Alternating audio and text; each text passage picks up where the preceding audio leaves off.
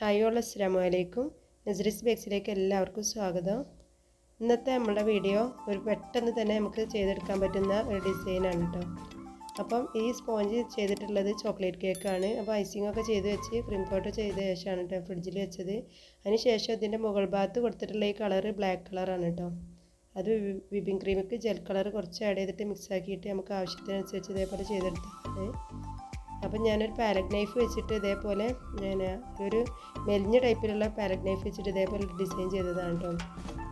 അപ്പോൾ അതത്ര നീറ്റ് തോന്നാത്തത് കൊണ്ട് പിന്നെ ഞാൻ അതിനേക്കാളും കുറച്ച് വലിയ സൈസിലുള്ളത് എടുത്തിട്ട് ഇതേപോലെ ഡിസൈൻ ചെയ്തെടുക്കുകയാണ്. അപ്പോൾ ഇതിങ്ങനെ പതുക്കെ വെച്ച് കൊടുത്തിട്ട് റൗണ്ടിൽ ടേൺ ടേബിൾ തിരിച്ചു കൊടുത്താൽ ഈ ഡിസൈൻ തന്നെ നമുക്ക് കിട്ടും കേട്ടോ. പിന്നെ നമുക്ക് സൈഡ് ഭാഗം അതേപോലെ തന്നെ ക്ലീൻ ചെയ്തെടുക്കുകയാണ്. അതിനുശേഷം ആ പാലറ്റ് നൈഫ് കൊണ്ട് തന്നെ ചുറ്റിനൊന്ന് വരച്ചു കൊടുക്കുകയാണ് കേട്ടോ.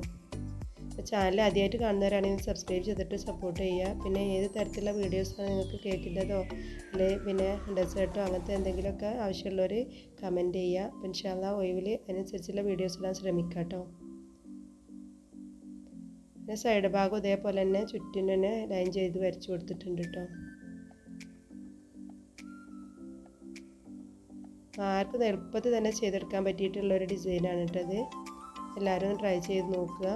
പിന്നെ ഇതിൻ്റെ മുകൾ ഭാഗത്ത് ഇതേപോലെ ഒരു ഡിസൈനാണ് കേട്ടോ ചെയ്ത് കൊടുക്കുന്നത്.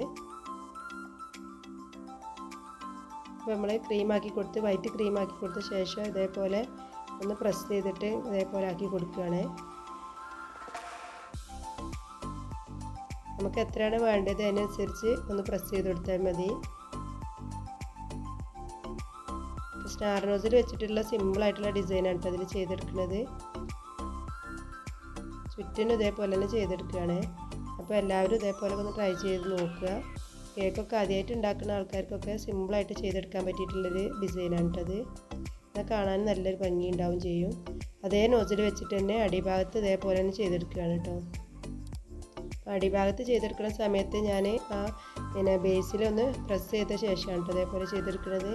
അപ്പോൾ അതേപോലെ കുഞ്ഞു കുഞ്ഞു ഫ്ലവറായിട്ട് തന്നെ കിട്ടും. അപ്പോൾ ഈ ഡിസൈനൊക്കെ നിങ്ങൾക്ക് ഇഷ്ടപ്പെട്ടിട്ടുണ്ടെങ്കിൽ ചാനൽ ഒന്ന് സബ്സ്ക്രൈബ് ചെയ്യുക, ലൈക്ക് ചെയ്യുക. പിന്നെ നിങ്ങളുടെ റിലേറ്റീവ്സിനും ഫ്രണ്ട്സിനും ഒന്ന് ഷെയർ ചെയ്ത് കൊടുക്കാനും മറക്കരുത്. പിന്നെ നിങ്ങൾക്ക് ഇഷ്ടപ്പെട്ട റെസിപ്പി അതൊക്കെ ഒന്ന് കമൻറ്റ് ചെയ്യുക. പിന്നെ നിങ്ങളുടെ അഭിപ്രായങ്ങളും നിർദ്ദേശങ്ങളൊക്കെ കമൻറ്റായിട്ട് അറിയിക്കാൻ മറക്കരുത്. ഇൻഷാ അല്ലാഹ് പുതിയൊരു വീഡിയോയുമായി നമുക്ക് വീണ്ടും കാണാം. Thank you for watching.